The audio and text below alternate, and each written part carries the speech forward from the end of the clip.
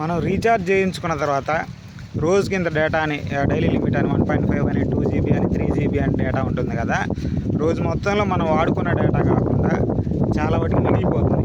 అయితే ఈ మిగిలిపోయిన డేటాని తర్వాత రోజుకు బదిలీ చేయాలి, రోల్ ఓవర్ చేయాలి. అంటే ఈరోజు ఒక 1.5 మనం ఖర్చు చేసుకున్నామంటే 1.5 మిగిలితే దాన్ని అర్ధరాత్రి తర్వాత రోజుకి డిజపియర్ అయిపోతుంది. అది వాడినా వాడకపోయినా అయిపోతే మిగిలిపోయిన దాన్ని తర్వాత రోజు బదిలీ చేసి తర్వాత రోజు వాడుకునే ఆప్షన్ ఇవ్వాలి అని ఎంపీ రాఘవ్ చద్దా పార్లమెంట్లో క్వశ్చన్ అవర్స్లో మామూలుగా అడిగారనమాట. అదేవిధంగా మనం కొన్ని రోజులు వారం, 2 వారాలు, 3 వారాలు మిగిలిపోయిన డేటా ఉంటుంది కదా, లేకపోతే నెల మొత్తం పోయిన మిగిలిపోయే డేటా మనం వాడుకోగా మిగిలిన డేటా ఉంటుంది కదా, దాని మొత్తాన్ని నెక్స్ట్ నెలలో యూజ్ చేసుకునే ఆప్షన్ ఇవ్వాలి, లేకపోతే నెక్స్ట్ నెలలో రీఛార్జ్ తగ్గించుకునే ఆప్షన్ ఇవ్వాలి అని అడిగారు. అంతకుముందు ఇట్లాగే కొంతమంది నెట్ వాడతారు, కొంతమంది నెట్ వాడరు.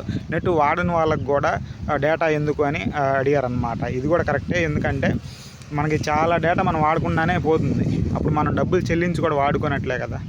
ఇది రాఘవ్ చద్దా మొదటిసారి ఒక ఎంపీ పార్లమెంట్లో అడగడం జరిగింది.